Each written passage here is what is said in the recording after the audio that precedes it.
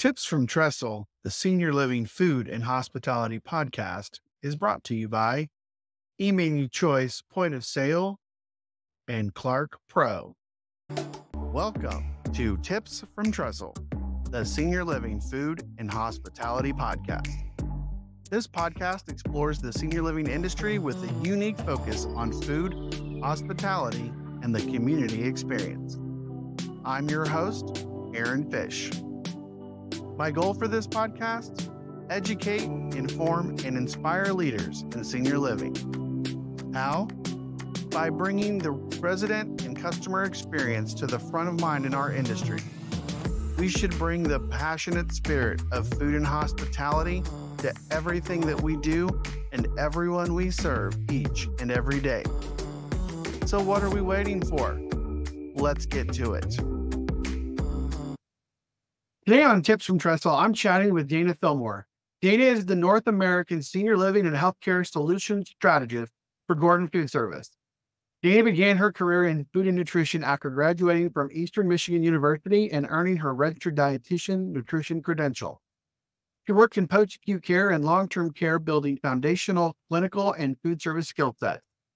She currently provides industry guidance and shaping Gordon Food Service's sales and marketing strategy within the healthcare, long-term care, and senior living segments, assuring relevant products, tools, and solutions to meet customer business needs. Dana, thanks for joining me today on Tips from Trestle. Thanks for the invitation, Aaron. Yeah, so we're going to cover a lot of ground today, talk about some stuff we worked on together. But first, I want you to tell us a little bit about how you went from being a registered dietitian to doing sales solutions and strategy for Gordon Food Service. Seems like it was probably a journey there that we could learn from. Yeah, it was a great journey. It's kind of non-traditional, right? From a registered dietitian standpoint. But as you mentioned, I graduated from Eastern Michigan University with my dietitian degree. And of course, my first job was rooted in that clinical as well as food service experience at a subacute long-term care location. And it's from that foundation, really, working in the trenches there, where I was able to use some of that knowledge and wisdom to get myself a position at Gordon Food Service, working with providing the value-added services that a broadline distributor can help operators with. So it's an interesting journey and a really important to have the understanding of the industry as what we need to be successful. Yeah, no, I think for, working in the industry and now doing consulting, right? Like I've always wanted to do this, but there was no way without that hands-on experience that this would even make sense. I'm good at learning, but that you got to have that experience and that background to really be able to apply it. And so as part of this conversation, I know that you recently done a lot of research, kind of looking at the state of senior living and healthcare. And so when we're talking about how operators are managing their business and how GFS is doing kind of this initiative we're going to talk about, what were some of the trends that you've seen that you see them dealing with as they try to improve and manage their businesses better? Well, I'll tell you what, tracking trends is one of the great things that I get to do. And I have a lot of opportunity, as you would imagine, being in front of so many different operators and really sitting back and kind of watching and listening to what they're doing and the challenges that our senior living and healthcare food service operators are facing.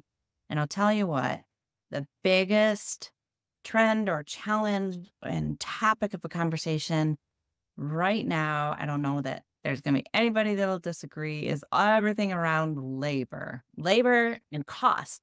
It's interesting. We know we work in a industry of very tight margin. Yep. And we have expenses that are outweighing our income. Our income is challenged by a lot of different things, from reimbursement to occupancy. And then we're balancing that with the rising cost. Mhm. One stat I heard recently is from the Bureau of Labor Statistics. Energy costs have skyrocketed over 23% since 2019.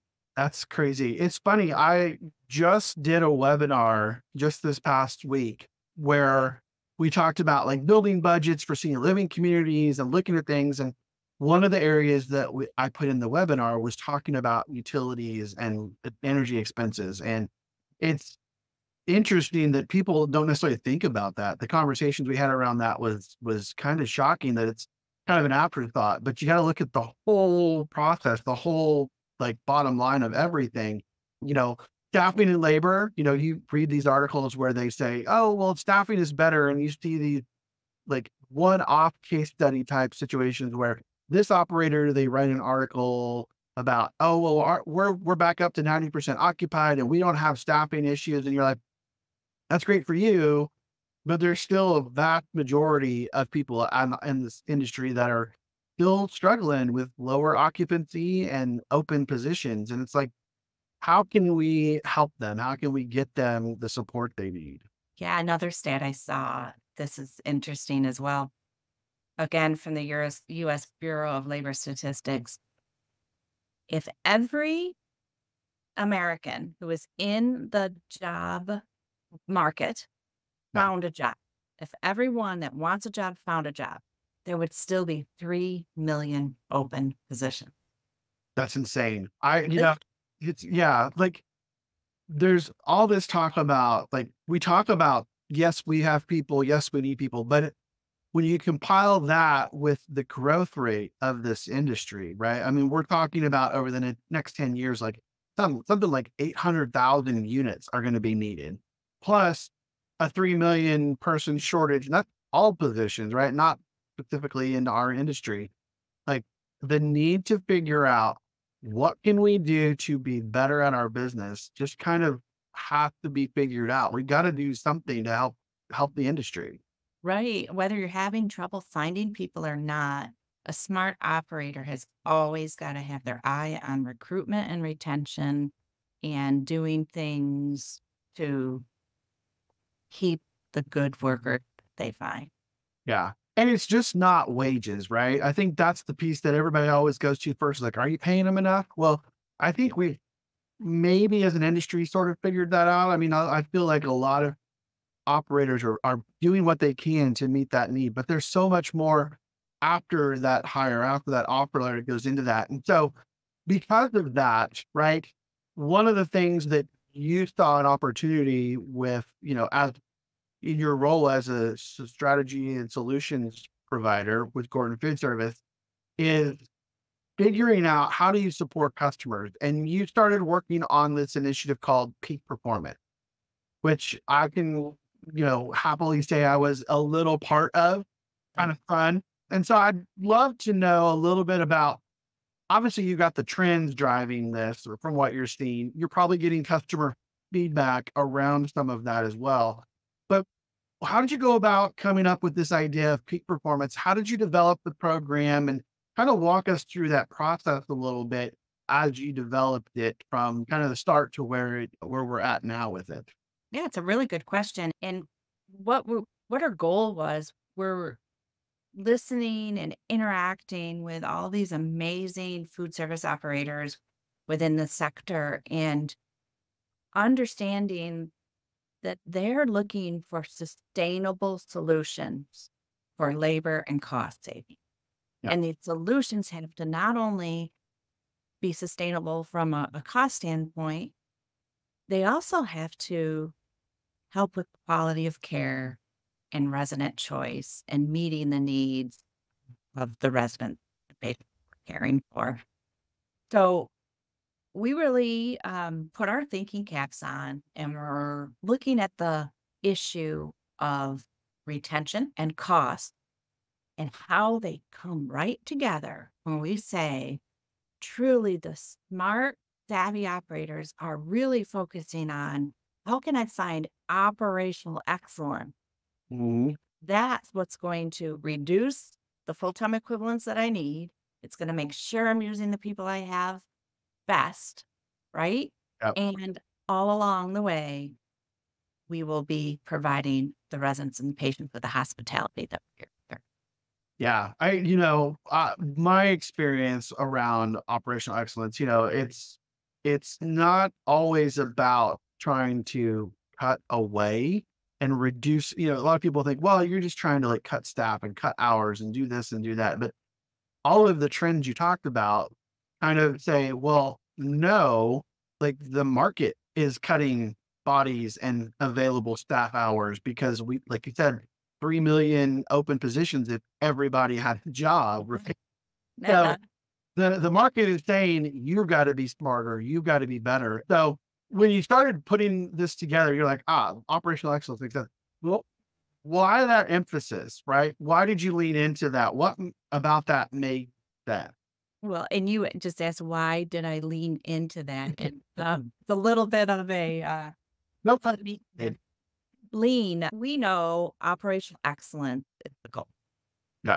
Lean management is one of the most proven strategies, not just in our industry, right? Everywhere you look, this lean management concept is a proven strategy to get to operational excellence and to stay there. Yeah. That's when I reached out to you, Aaron. We're like, okay, we know we want to help our customers with this lean management concept. Right. How do we use lean management and food service to help find a sustainable labor and cost saving solution? And peak performance was then born. Uh, that kind of leads me into the how did we work together to kind of build all of this, right? Because this was kind of your brainchild, your and food service brainchild of we want to do this. We know it's going to bring benefit to our customers. So let's talk through the process because yes, it's something you guys are doing. It is mid June as we're launching the podcast, but this project started the end of last year, getting ready and rolling it out. And so talk me through a little bit of how that works. And obviously I'll help add color as I was part of it, but the development of going through this kind of, I know we started with that first workshop with your team in November, then learning about lean management and the background and how it relates to operational excellence and kind of all the pieces of that. But then obviously from there, you and your team took that and just kind of ran with it. So talk me through what that looks like and how you were implementing that for customers. Yes. The workshop was about brainstorming ideas to how we can provide a map or a path for the operators who are so busy, right? Yeah. So busy with everyday life. And we know that operational excellence is new. Lean management is not new. How do we provide some insight to help the operators get started, refocus, and think about labor efficiency through the lens of lean thinking? We've been calling it lean thinking because we're stealing some concepts from lean management, right? We're Yeah. applying some strategies and concepts from lean management. We're not certified Lean Six Sigma, though I am so impressed with so many food service operators who are, Yeah. and that's just awesome. But working with your guidance helped our team pull out what are the nuggets that we want to bring to the operators. And for example, we landed on the 7 wastes and the 5 whys as two really important strategies where we can guide customers to start. Looking back on that workshop, the thing for me, I think was so great was it was 4 hours and we covered a lot of ground, right? Like you mentioned the two things, the 7 wastes and the 5 whys. That was a small kind of narrow sliver of everything that we went through and we talked about. We workshopped some ideas. And when we left there, my goal with you guys was here's kind of a number of different ways that you could approach it, that you could really execute and help operators better understand this. But it went through your team's filter of what are we hearing from our customers? What are the struggles with the trends and understanding? That's where that piece came in because all the trends you just described, that was research that happened after the workshop. And Right. bef- a little bit before, but it was kind of it evolved kind of around the workshop, right? It wasn't just we found these trends, now we did this workshop. I mean, you dialed everything in, which kind of led us to what's the next step with this process. And Technology continues to drive changes in senior care, and that includes food service. eMenu Choice is an award-winning point-of-service application for managing the dining function in senior living communities. This mobile, touchscreen-enabled software enhances the dining experience for residents while streamlining processes for staff. The flexibility and functionality of eMenu Choice makes it an effective solution for any type of senior living environment, from independent and assisted living to skilled nursing facilities. It works for production kitchens or restaurant-style service with options for per meal or a la carte pricing, and accommodates a variety of payments, including bill to account, meal credits, and credit cards. Created by a senior care provider with more than a century of experience serving older adults, eMenu Choice eliminates communication barriers between staff and residents while enabling person-centered choices and greater resident satisfaction. eMenu Choice, transforming dining for senior living. so the way it rolled out, I think was really, you guys did a really great job with it because you did find the key things, but then I think you took it a step further than most other distributors would do in that there was some additional training for other parts of your team that we did before you even launched this for customers.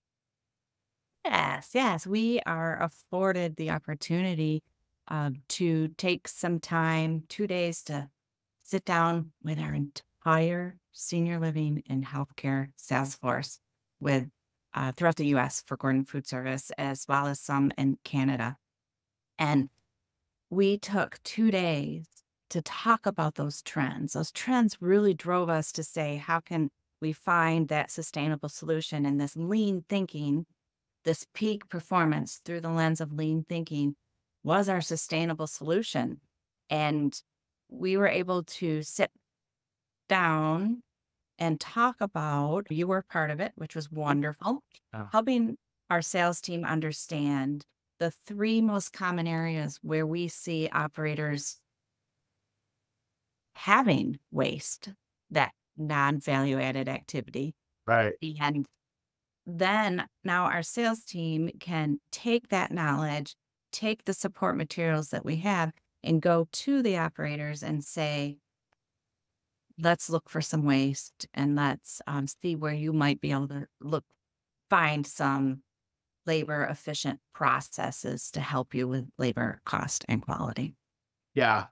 The part of that that for me was so telling was that it was the conversation around don't just sell stuff. The selling the product was it's their job, obviously, but that's kind of the end solution, right? It's like, Well, absolutely. The products are there as solutions, and sometimes it's a product, sometimes it's a process. yeah, Right. And that's exactly. But it was teaching them that they needed to go in with more of a consultant's eye and thinking about, okay, well, let me help you understand this. Let's talk about what that one or two really big pain points are. You trying to tell me, let's use some of these lean thinking tools and processes.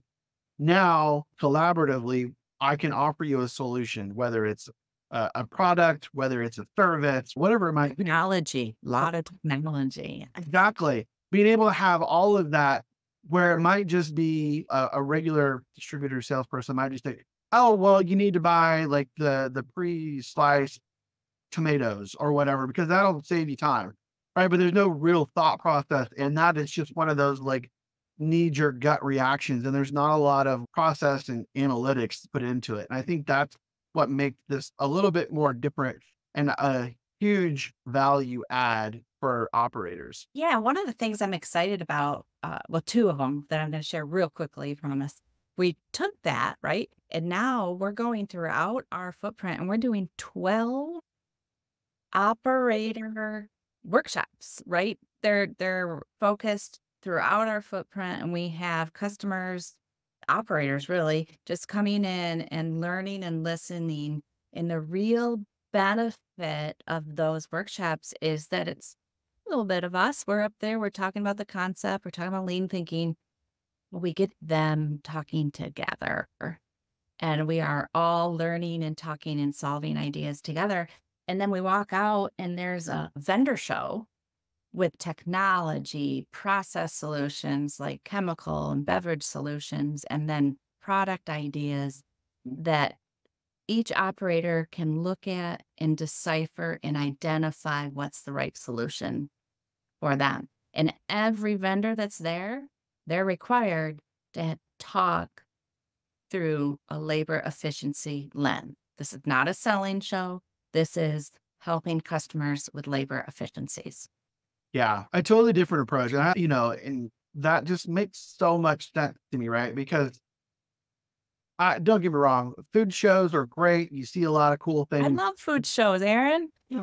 I do. Oh, um, but they're not always dialed in, right? Like sometimes it's up to the operator to find their solutions. Hmm. This kind of flips it on its head where it's like, okay, we talk you through how to find the solutions or how to get to what your pain points are. And then here is this opportunity to take that pain point and then go and talk to somebody about it and say, okay, here's the pain point. Now you tell me how this helps me solve that. Right. And everybody's focused in on that solution point as opposed to the broader idea of just selling some products. And that's exactly what we did after that workshop that you led for us, that Ah, 4-hour workshop. We had our big food show that that next day. So we all went in and went around vendor to vendor, talked about what we learned and said, what solutions do you have? And then that's how we built this peak performance symposium that we're taking on a roadshow. yeah. The whole process is great. I was so excited to be a part of it. And so, kind of one last question before we talk about how we're going to support this with the podcast. If someone wanted to start a journey with lean thinking, operational excellence, what would be that one piece of advice you'd give them?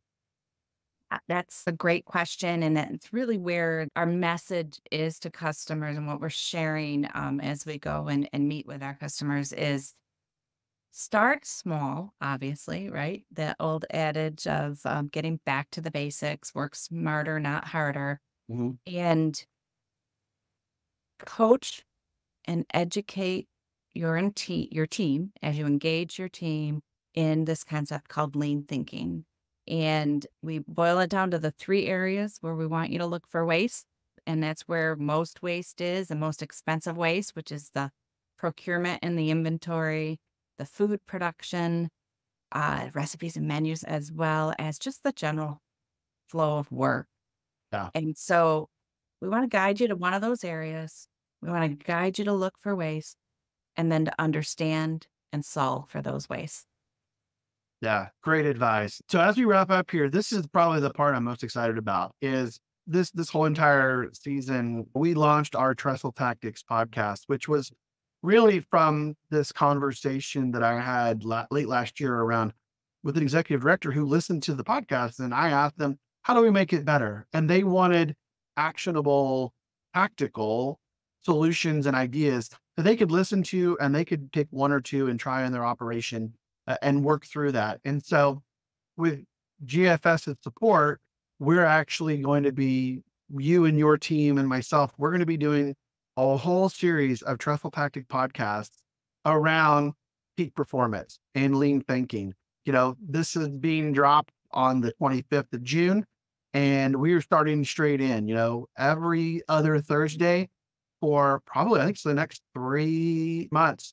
We're going to be having another Trestle Tactic that's going to feature either myself or someone from your team talking about all the various pieces that you guys have developed and the way that you're approaching an operator with this. And so I'm super excited about doing this. It's going to be amazing content for not just your customers, but for operators in general to be able to hopefully reach out and talk to you guys about how you can support them or just even take a nugget from it and try and make their operation a little bit better. Yeah, I agree. I can't wait to get these targeted insights, ideas, and thought leadership out there. And again, not new, not rocket science, but hey, folks, we're taking a minute to think and act. And Yeah.